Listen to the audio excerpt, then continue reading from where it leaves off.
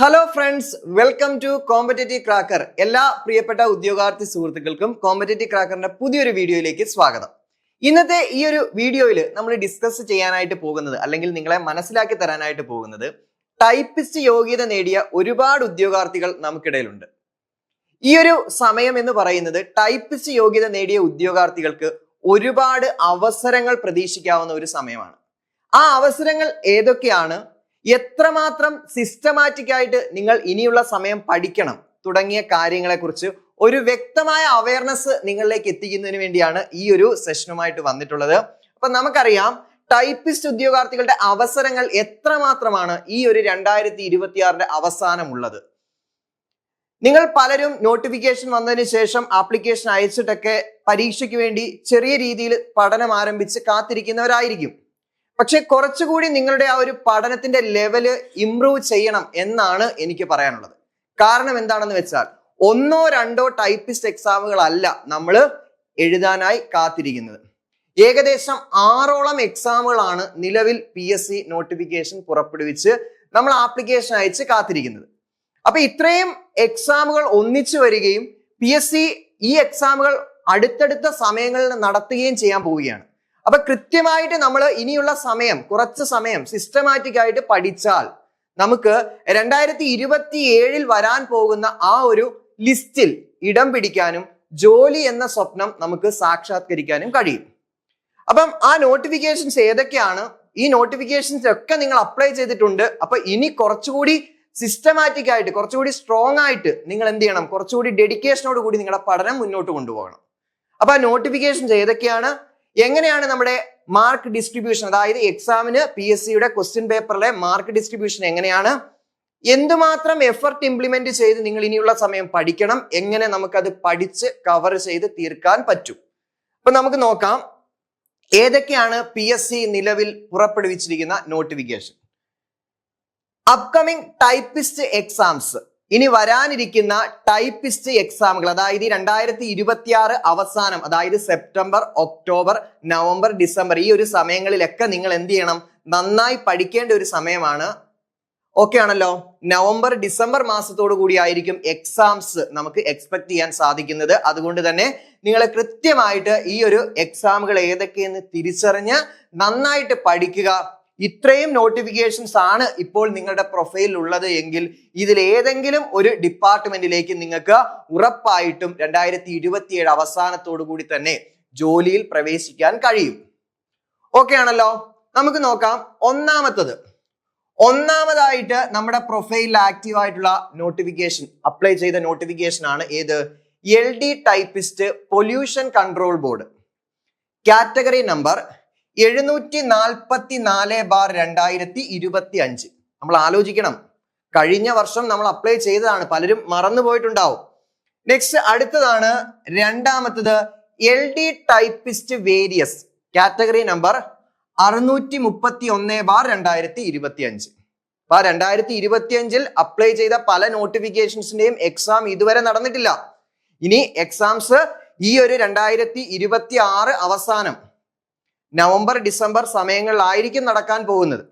അപ്പം LD typist വേരിയസിന്റെ ഒരു പ്രത്യേകത എന്ന് പറഞ്ഞാൽ, കമ്പാരിറ്റീവ്ലി കൂടുതൽ നിയമനങ്ങൾ നടക്കാൻ സാധ്യതയുള്ള ഒരു നോട്ടിഫിക്കേഷൻ ആണ്, എക്സാം ആണ് LD ടൈപ്പിസ്റ്റ് വേരിയസ്. കാരണം ഇത് ഡിസ്ട്രിക്ട് വൈസ് ആണ്, അതായത് ഓരോ ജില്ലകൾ തിരിച്ചാണ് ഈ എക്സാമിന് വേണ്ടി ഉദ്യോഗാർത്ഥികൾ അപ്ലൈ ചെയ്തിട്ടുള്ളത്. അപ്പൊ ഓരോ ജില്ലകളിലെയും വിവിധ ഡിപ്പാർട്ട്മെന്റിൽ ഉണ്ടാവുന്ന വേക്കൻസിക്ക് അനുസരിച്ചായിരിക്കും നിങ്ങളെ അങ്ങോട്ടേക്ക് ലിസ്റ്റിൽ നിന്ന് പോസ്റ്റ് ചെയ്യാൻ സാധ്യതയുള്ളത്. അപ്പം സംസ്ഥാനം ഒട്ടാകെ, അതായത് സ്റ്റേറ്റ് മുഴുവനായിട്ട് എടുക്കുമ്പോൾ ഏറ്റവും കൂടുതൽ നിയമനങ്ങൾ മറ്റുള്ളവയേക്കാൾ നടക്കാൻ സാധ്യതയുള്ളത് ഈ പറയുന്ന LD ടൈപ്പിസ്റ്റ് വേരിയസിനാണ്. അപ്പൊ അത് ശ്രദ്ധിക്കണം. ഇവിടെ എനിക്ക് നിങ്ങളോട് പ്രത്യേകിച്ച് പറയാനുള്ളത്, LD ടൈപ്പിസ്റ്റ് വേരിയസ് എന്ന് പറയുന്നത് കട്ട് ഓഫ് ഒരുപാട് കൂടാൻ സാധ്യതയുള്ള ഒരു എക്സാം ആയിരിക്കില്ല. കാരണം ആവറേജ് മുൻ വർഷങ്ങളിലെ എക്സാംസിന്റെ മാർക്ക് എടുത്ത് നോക്കിക്കഴിഞ്ഞാൽ, കട്ട് ഓഫ് മാർക്ക് എടുത്ത് നോക്കിക്കഴിഞ്ഞാൽ ഒരുപാട് കൂടിയിട്ടില്ല, ഒരു 70 മുകളിലേക്ക് എത്തിയിട്ടില്ല എന്ന് തന്നെ വേണമെങ്കിൽ നമുക്ക് പറയാൻ പറ്റും. പക്ഷേ ബാക്കിയുള്ള എക്സാംസ് ആണെങ്കിലോ നന്നായിട്ട് കുറച്ചുകൂടി എഫർട്ട് കൊടുത്ത് പഠിച്ചെങ്കിൽ മാത്രമേ നമുക്കൊരു 85 ആ ഒരു റേഞ്ചിന് അപ്പുറത്തേക്ക് മാർക്ക് വാങ്ങിയെങ്കിൽ മാത്രമേ നമുക്ക് ജോലി സാധ്യത എന്ന് പറയുന്ന ആ ഒരു ലെവലിലേക്ക് എത്താൻ പറ്റൂ. അപ്പം 2 നോട്ടിഫിക്കേഷൻസിനെ കുറിച്ച് പറഞ്ഞു, കാറ്റഗറി നമ്പർ പറഞ്ഞു. ഇനി മൂന്നാമതായിട്ട് നമുക്ക് പറയാനുള്ളതാണ് government own company board corporation typist grade 2 760/2025 ആണ് കാറ്റഗറി നമ്പർ. അപ്പൊ ഇതിനും പലരും അപ്ലൈ ചെയ്തിട്ടുണ്ടാവും. ഇത് വിവിധ കമ്പനികൾ, ബോർഡുകൾ, കോർപ്പറേഷനുകൾ, വിവിധ മേഖലകളിലേക്കാണ് നമ്മളെ ജോലിക്കായിട്ട് പോസ്റ്റ് ചെയ്യാൻ പോകുന്നത്. അപ്പം താരതമ്യേന അവിടെയും നിയമനം കുറച്ച് കൂടുതൽ നടക്കാനുള്ള ഒരു സാധ്യത തള്ളിക്കളയാൻ നമുക്ക് പറ്റില്ല. നെക്സ്റ്റ് കമ്പ്യൂട്ടർ അസിസ്റ്റന്റ്, നാലാമത്തതാണ് computer assistant grade 2 category number 32/2026 Kerala administrative tribunal. Kerala administrative ട്രിബ്യൂണലിലേക്ക് computer assistant grade 2 notification already നമ്മൾ അപ്ലൈ ചെയ്ത് കാത്തിരിക്കുകയാണ്. അപ്പൊ നമുക്കറിയാം കമ്പ്യൂട്ടർ അസിസ്റ്റന്റ് ഗ്രേഡ് 2 തന്നെ ആയതുകൊണ്ട് ഇതിന് ഹയർ ക്വാളിഫൈഡ് ആയിട്ടുള്ള ഉദ്യോഗാർത്ഥികളായിരിക്കും കൂടുതലും എക്സാംസ് എഴുതാൻ വരുന്നത്. അപ്പം അത് കുറച്ചുകൂടി എന്താണ് കോമ്പറ്റീഷൻ കടുക്കുന്ന ഒരു മേഖലയാണ് കമ്പ്യൂട്ടർ അസിസ്റ്റന്റ് ഗ്രേഡ് 2 എന്ന് പറയുന്നത്. നെക്സ്റ്റ് അടുത്തതും വീണ്ടും ഒരു കമ്പ്യൂട്ടർ അസിസ്റ്റന്റ് ഗ്രേഡ് 2 വരുന്നു. Category number 050/2026 universities in Kerala. കേരളത്തിലെ വിവിധ യൂണിവേഴ്സിറ്റികളിലേക്ക് കമ്പ്യൂട്ടർ അസിസ്റ്റന്റുകളെ നിയമിക്കുന്നതിന് വേണ്ടി കേരള PSC പുറപ്പെടുവിച്ചിരിക്കുന്ന ഒരു നോട്ടിഫിക്കേഷൻ ആണ് computer assistant grade 2 category number 050/2026 universities in Kerala. നമുക്കറിയാം കേരളത്തിലെ വിവിധ യൂണിവേഴ്സിറ്റികളിൽ കമ്പ്യൂട്ടർ അസിസ്റ്റന്റുകളെ നിയമിക്കുന്നതിന് വേണ്ടിയുള്ള നോട്ടിഫിക്കേഷൻ ആണ്. അടുത്തതാണ് ആറാമത്തെ നോട്ടിഫിക്കേഷൻ. നമുക്കറിയാം computer assistant grade 2 084/2026 government secretariat, Kerala PSC AGS office, local fund audit, vigilance tribunal etcetera. Accounts general office അതാണ് ഉദ്ദേശിക്കുന്നത് കേട്ടോ. കേരള PSC KPSC എന്ന് പറഞ്ഞാൽ കേരള PSC. ഈ പറയുന്ന വിവിധ ഡിപ്പാർട്ട്മെന്റുകളിലേക്ക് കമ്പ്യൂട്ടർ അസിസ്റ്റന്റ് ഗ്രേഡ് 2 നിയമനത്തിനായിട്ട് കേരള PSC നോട്ടിഫിക്കേഷൻ പുറപ്പെടുവിച്ചിരിക്കുന്നു. അങ്ങനെ നിങ്ങൾ നോക്കുമ്പോൾ ഏകദേശം 6 എക്സാമുകളാണ് ടൈപ്പിസ്റ്റ് യോഗ്യത നേടിയ ഉദ്യോഗാർത്ഥികൾക്ക് വേണ്ടി PSC നോട്ടിഫിക്കേഷൻ പുറപ്പെടുവിച്ചിട്ടുള്ളത്. ഇത്രയും എക്സാമുകൾക്ക് വേണ്ടിയാണ് നിങ്ങൾ പഠിക്കുന്നത്. സാധാരണ നമ്മളൊരു ടൈപ്പിസ്റ്റ് എക്സാമിന് പഠിക്കുമ്പം 1-2 എക്സാമുകൾ മാത്രം ഫോക്കസ് ചെയ്ത് പഠിക്കുന്നവരായിരുന്നു ഉണ്ടായിരുന്നതെങ്കിൽ ഇവിടെ എത്ര എക്സാമുകളാണ്? 6 എക്സാമുകൾക്ക് വേണ്ടിയാണ് നിങ്ങൾ ഒരൊറ്റ പഠനത്തിലൂടെ മുന്നോട്ട് പോകേണ്ടത്. അപ്പോൾ അത്രയും സാധ്യത കൂടുതൽ ഉണ്ടെന്ന തിരിച്ചറിവ് ഉള്ളിൽ വെച്ചുകൊണ്ട് വേണം നിങ്ങൾ എന്ത് ചെയ്യാൻ, പഠിക്കാൻ.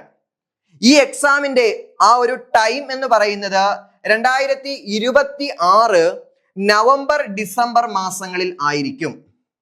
നവംബർ-ഡിസംബർ മാസങ്ങളിലായിരിക്കും ഈ പറയുന്ന 6ഓളം എക്സാമുകൾ PSC നടത്താനായി പോകുന്നത്.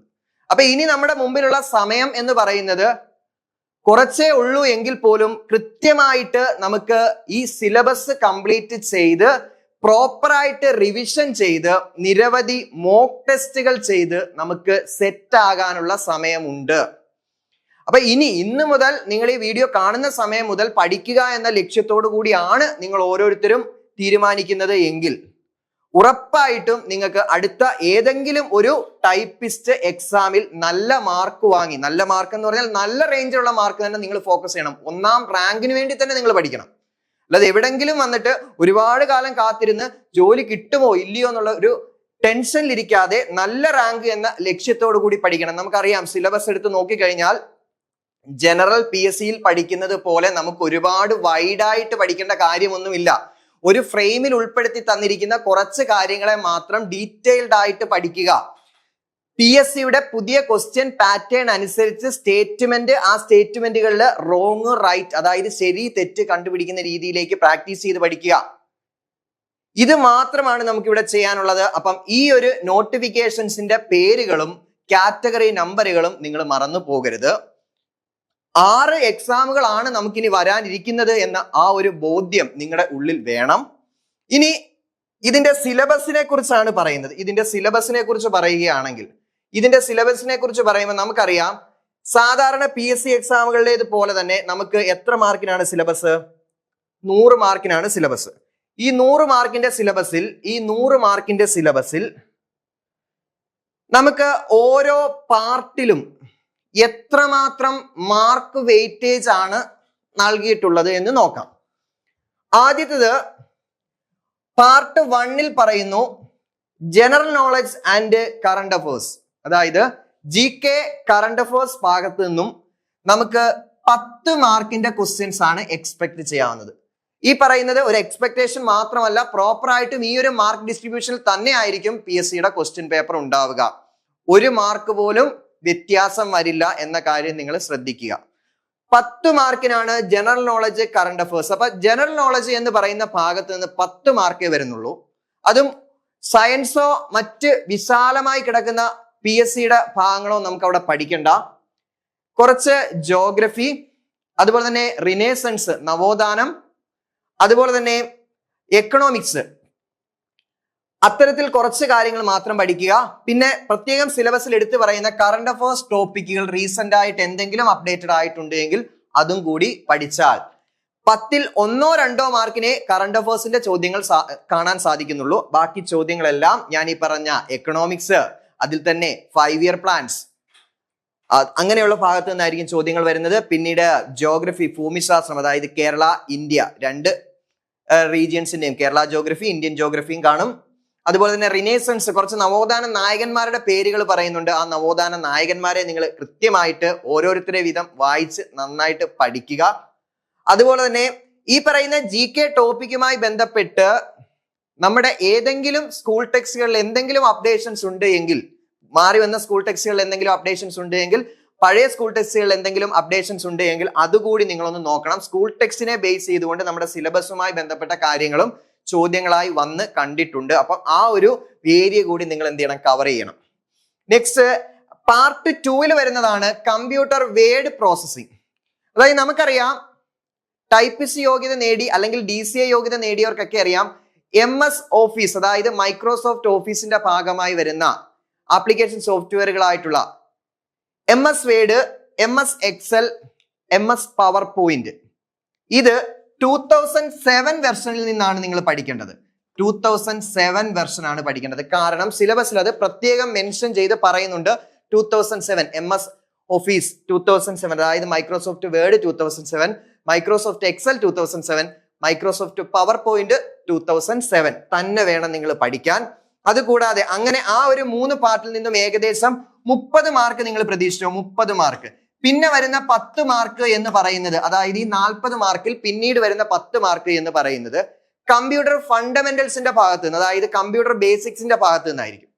കമ്പ്യൂട്ടറുമായി ബന്ധപ്പെട്ട ഇൻപുട്ട്, ഔട്ട്പുട്ട്, സോഫ്റ്റ്വെയർ, അത്തരത്തിലുള്ള മറ്റ്, അതായത് ഈ വേർഡ് പ്രോസസ്സിംഗുമായി ബന്ധമല്ലാത്ത കമ്പ്യൂട്ടറിന്റെ മറ്റു ഭാഗങ്ങളിൽ നിന്നുള്ള ചോദ്യങ്ങൾ 10 മാർക്കിന് കാണും. അങ്ങനെ ടോട്ടൽ 40 മാർക്കിനായിരിക്കും ചോദ്യങ്ങൾ.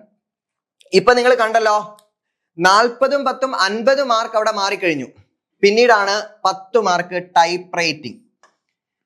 ഈ ടൈപ്പ് റൈറ്റിംഗുമായി ബന്ധപ്പെട്ട് സിലബസിൽ തന്നിരിക്കുന്ന ഭാഗങ്ങളും പഠിച്ചു തീർക്കാൻ നമുക്ക് അധികം സമയമൊന്നും വേണ്ട.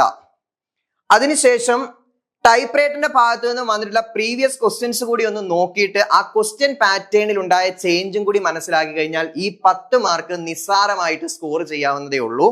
ടൈപ്പിംഗ് നടത്തി ടൈപ്പ് റൈറ്റർ ഉപയോഗിച്ച ഉദ്യോഗാർത്ഥികളാണ് എങ്കിൽ അവർക്ക് ഈ ഒരു ഭാഗം പഠിക്കുന്ന സമയത്ത് കുറച്ചുകൂടി എളുപ്പത്തിൽ കാര്യങ്ങൾ മനസ്സിലാക്കി പഠിക്കാൻ പറ്റുമെന്ന കാര്യത്തിൽ സംശയമില്ല.